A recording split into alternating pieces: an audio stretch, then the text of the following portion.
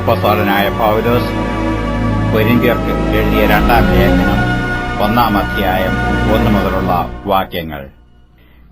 ദൈവേഷ്ടത്താൽ ക്രിസ്തുയേശുവിന്റെ അപ്പോസ്തലനായ പൗലോസും സഹോദരനായ തിമത്തിയോസും കൊരിന്തിലെ ദൈവസഭയ്ക്കു അഖായയിൽ എല്ലായിടത്തുമുള്ള സകല വിശുദ്ധന്മാർക്കും കൂടെ എഴുതുന്നത്, നമ്മുടെ പിതാവായ ദൈവത്തിങ്കൽ നിന്നും കർത്താവായ യേശുക്രിസ്തുവിങ്കൽ നിന്നും നിങ്ങൾക്ക് കൃപയും സമാധാനവും ഉണ്ടാകട്ടെ. മനസ്സറിവുള്ള പിതാവും സർവാശ്വാസവും നൽകുന്ന ദൈവവുമായ നമ്മുടെ കർത്താവായ യേശുക്രിസ്തുവിന്റെ പിതാവായ ദൈവം വാഴ്ത്തപ്പെട്ടവൻ. ദൈവം ഞങ്ങളെ ആശ്വസിപ്പിക്കുന്ന ആശ്വാസം കൊണ്ട് ഞങ്ങൾ യാതൊരു കഷ്ടത്തിലുമുള്ളവരെ ആശ്വസിപ്പിപ്പാൻ ശക്തരാകേണ്ടതിന് ഞങ്ങൾക്കുള്ള കഷ്ടത്തിലൊക്കെയും അവൻ ഞങ്ങളെ ആശ്വസിപ്പിക്കുന്നു. ക്രിസ്തുവിന്റെ കഷ്ടങ്ങൾ ഞങ്ങളിൽ പെരുകുന്നതുപോലെ തന്നെ ക്രിസ്തുവിനാൽ ഞങ്ങളുടെ ആശ്വാസവും പെരുകുന്നു. ഞങ്ങൾ കഷ്ടമനുഭവിക്കുന്നുവെങ്കിൽ അത് നിങ്ങളുടെ ആശ്വാസത്തിനും രക്ഷയ്ക്കുമാകുന്നു. ഞങ്ങൾക്ക് ആശ്വാസം വരുന്നുവെങ്കിൽ ഞങ്ങൾ സഹിക്കുന്ന കഷ്ടങ്ങൾ തന്നെ നിങ്ങളും സഹിക്കുന്നതിൽ നിങ്ങളുടെ ആശ്വാസത്തിനായി ഫലിക്കുന്നു.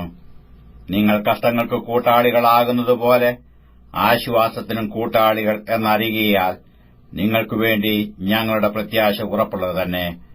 സഹോദരന്മാരെ, ആശയിൽ ഞങ്ങൾക്കുണ്ടായ കഷ്ടം നിങ്ങൾ അറിയാതിരിപ്പാൻ ഞങ്ങൾക്ക് മനസ്സില്ല. ജീവനോടിരിക്കുമോ എന്ന് നിരാശ തോന്നുമാർ ഞങ്ങൾ ശക്തിക്ക് മീതെ അത്യന്തം ഭാരപ്പെട്ടു. അതെ, ഞങ്ങളിലല്ല, മരിച്ചവരെ ഉയർപ്പിക്കുന്ന ദൈവത്തിൽ തന്നെ ആശ്രയിപ്പാൻ തക്കവണ്ണം ഞങ്ങൾ മരിക്കും എന്ന് ഉള്ളിൽ നിർണയിക്കേണ്ടി വന്നു. ഇത്ര ഭയങ്കര മരണത്തിൽ നിന്നും ദൈവം ഞങ്ങളെ വിടുവിക്കുകയും ചെയ്യും. അവൻ മേലാലും വിടുവിക്കും എന്ന് ഞങ്ങൾ അവനിൽ ആശവെച്ചുമിരിക്കുന്നു. അതിന് നിങ്ങളും ഞങ്ങൾക്കു വേണ്ടിയുള്ള പ്രാർത്ഥനയാൽ തുണയ്ക്കുന്നുണ്ടല്ലോ.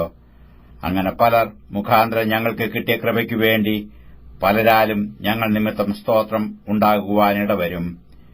ഞങ്ങൾ ലോകത്തിൽ വിശേഷാൽ നിങ്ങളോട് ജഡജ്ഞാനത്തിലല്ല, ദൈവകൃപയിലത്രേ ദൈവം നൽകുന്ന വിശുദ്ധിയിലും നിർമ്മലതയിലും പെരുമാറിയിരിക്കുന്നു എന്ന് ഞങ്ങളുടെ മനസ്സാക്ഷിയുടെ സാക്ഷ്യം തന്നെ ഞങ്ങളുടെ പ്രശംസ. നിങ്ങൾ വായിക്കുന്നതും ഗ്രഹിക്കുന്നതുമല്ലാതെ മറ്റൊന്നും ഞങ്ങൾ നിങ്ങൾക്ക് എഴുതുന്നില്ല. നമ്മുടെ കർത്താവായ യേശുവിന്റെ നാളിൽ നിങ്ങൾ ഞങ്ങൾക്ക് എന്ന പോലെ ഞങ്ങൾ നിങ്ങൾക്കും പ്രശംസയാകുന്നുവെന്ന് നിങ്ങൾ ഞങ്ങളെ ഏറെക്കുറെ ഗ്രഹിച്ചതുപോലെ അവസാനത്തോളം ഗ്രഹിക്കും എന്ന് ഞാൻ ആശിക്കുന്നു.